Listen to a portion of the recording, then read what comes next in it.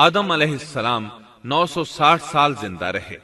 ان کی کل عمر تو 1000 سال تھی، لیکن 40 سال کم کر دی گئی۔ سیدنا ابو ہریرہ رضی اللہ عنہ بیان کرتے ہیں کہ رسول اللہ صلی اللہ علیہ وسلم نے فرمایا، جب اللہ نے آدم علیہ السلام کو پیدا فرمایا تو ان کی پیٹھ پر ہاتھ پھیرا۔ اس طرح قیامت تک جتنے انسان پیدا ہونے والے تھے ان کی روحیں وجود میں آ گئیں۔ پھر ہر انسان کی آنکھوں کے درمیان ایک نور رکھ کر آدم علیہ السلام کے سامنے پیش کیا۔ انہوں نے پوچھا، یا اللہ یہ کون ہے؟ اللہ نے فرمایا، یہ تیری اولاد ہے۔ ان میں سے ایک کی پیشانی کی چمک آدم علیہ السلام کو بہت اچھی لگی۔ انہوں نے پوچھا، یا اللہ یہ کون ہے؟ جواب ملا، یہ تیری اولاد میں سے بہت دور جا کر ہیں، ان کا نام داؤد ہے۔ پوچھا، ان کی عمر کتنی ہے؟ فرمایا 60 سال۔ آدم علیہ السلام کہنے لگے، یا اللہ 40 سال میری عمر میں سے ان کی عمر میں شامل کر دے۔ اس سلسلے میں دوسری روایت یوں آئی ہے، جب آدم علیہ السلام کی روح قبض کرنے کے لیے فرشتہ آیا تو وہ کہنے لگے، میری عمر میں تو ابھی 40 سال باقی ہیں۔ اس وقت ان کی عمر 960 سال تھی۔ انبیاء اپنی عمر سے واقف ہوتے ہیں۔ فرشتے نے کہا، کیا آپ کو یاد نہیں آپ نے اپنی عمر کے 40 سال اپنی اولاد داؤد کو ہبہ کر دیے تھے؟ رسول اللہ صلی اللہ علیہ وسلم نے فرمایا، چونکہ آدم علیہ السلام نے انکار کیا تو ان کی اولاد بھی انکار کی عادی ہے۔ آدم علیہ السلام خود بھول گئے، ان کی اولاد بھی بھولتی ہے۔ آدم علیہ السلام نے خطا کی، ان کی اولاد بھی خطا کرتی ہے۔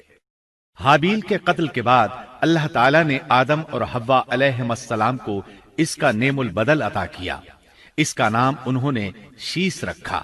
شیس کا مطلب ہے اللہ کا دیا ہوا تحفہ۔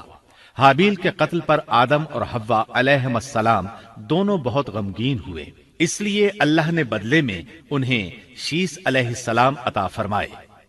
سیدنا ابو ذر غفاری رضی اللہ عنہ سے مروی ایک صحیح حدیث میں ہے کہ رسول اللہ صلی اللہ علیہ وسلم نے فرمایا، اللہ تعالیٰ نے 104 صحیفے نازل فرمائے، ان میں سے 50 صحیفے شیس علیہ السلام پر نازل ہوئے۔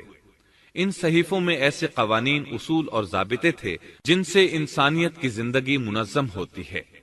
شیس علیہ السلام نے آدم علیہ السلام سے علم حاصل کیا، لیکن آدم علیہ السلام کا تمام علم وہ حاصل نہ کر سکے، اس لیے کہ آدم علیہ السلام نے بالمشافہہ اللہ تعالیٰ سے علم حاصل کیا تھا، اور بہت سی اشیاء کا علم اللہ تعالیٰ نے انہیں سکھا دیا تھا، اس لیے وہ تمام علماء سے بڑھ کر عالم تھے۔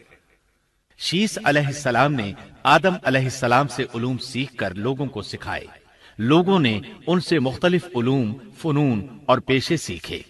انہیں شہروں میں رہنے سہنے کے بارے میں تعلیم دی، دن رات کے حسابات سے انہیں آگاہ کیا اور انہیں بتایا کہ کن اوقات میں وہ اللہ کی عبادت کریں اور عبادت کے طریقے انہیں سکھائے۔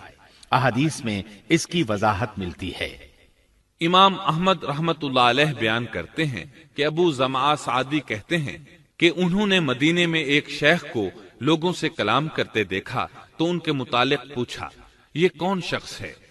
لوگوں نے بتایا کہ یہ ابی بن کعب رضی اللہ عنہ ہیں، بڑے صحابہ میں ان کا شمار ہوتا ہے، تمام مسلمانوں سے بڑھ کر قرآن اور اس کی تفسیر کے عالم ہیں۔ ابو زمعہ فرماتے ہیں کہ ابی بن کعب رضی اللہ عنہ اس وقت یہ واقعہ بیان کر رہے تھے کہ جب آدم علیہ السلام کی وفات کا وقت قریب آیا تو انہوں نے اپنے بیٹوں سے فرمایا، میرا جنت کے پھل کھانے کو جی چاہتا ہے۔ جنت کے پھل دنیاوی پھلوں جیسے ہی ہوتے ہیں، سیب، انار، انگور، یہ سب جنت میں موجود تھے۔ جنت کے اور دنیا کے پھلوں میں فرق یہ ہے کہ دنیاوی پھل بدبودار ہو جاتے ہیں، جبکہ جنتی پھل کبھی بدبودار نہیں ہوتے۔ اسی طرح دنیاوی پھلوں کا ذائقہ عارضی ہوتا ہے، جبکہ جنتی پھلوں کا ذائقہ ہمیشہ برقرار رہتا ہے۔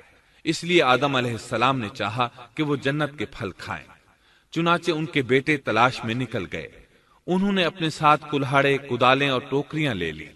راستے میں انہیں فرشتے ملے، ان کے پاس آدم علیہ السلام کا کفن اور خوشبو وغیرہ تھی۔ انہوں نے پوچھا، آدم کے بیٹو کس چیز کی تلاش میں ہو؟ کہاں جا رہے ہو؟ انہوں نے جواب میں کہا، ہمارے والد مریض ہیں، انہیں جنت کے پھلوں کی خواہش ہے۔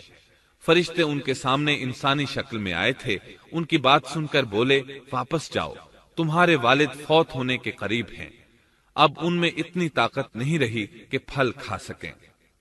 جب فرشتے آدم علیہ السلام کی روح قبض کرنے کے لیے آئے تو حوا علیہ السلام نے انہیں پہچان لیا۔ وہ بلند آواز سے آدم علیہ السلام کو پکارنے لگی، ان کے ساتھ چمڑ گئیں۔ آدم علیہ السلام بولے مجھ سے الگ ہو جاؤ، پہلے بھی مجھے تمہاری وجہ سے مصیبت پہنچی تھی، میرے اور میرے رب کے فرشتوں کے درمیان سے ہٹ جاؤ۔ پھر فرشتوں نے آدم علیہ السلام کی روح قبض کی، انہیں غسل دیا، کفن پہنایا، خوشبو لگائی، آپ کی قبر کھودی، پھر انہوں نے آدم علیہ السلام کی نماز جنازہ ادا کی، اس کے بعد انہیں قبر میں اتارا، پھر اوپر مٹی ڈال دی اور بولے آدم کے بیٹو، تمہارے لیے یہی طریقہ ہے۔ اس وقت تک لوگ کفن دفن کے احکامات سے واقف نہیں تھے، انہیں علم نہ تھا کہ قابیل نے اپنے بھائی کو کیسے دفن کیا تھا، اس لیے فرشتوں کو بھیجا گیا تاکہ تدفین کا طریقہ بتا دیں۔ تو اس طرح انسان کو دفن کرنے کا طریقہ معلوم ہوا جو فرشتے لے کر آئے تھے۔ آدم علیہ السلام نے اپنی 960 سال کی مکمل زندگی میں سوائے اس درخت کا پھل کھانے کے اور کوئی خطا نہیں کی۔ آپ کی وفات کے 1 سال بعد حوا علیہ السلام بھی وفات پا گئیں۔ یہ تھا ہمارے باپ سیدنا آدم علیہ السلام کا اسوہ اور سیرت طیبہ کا حال۔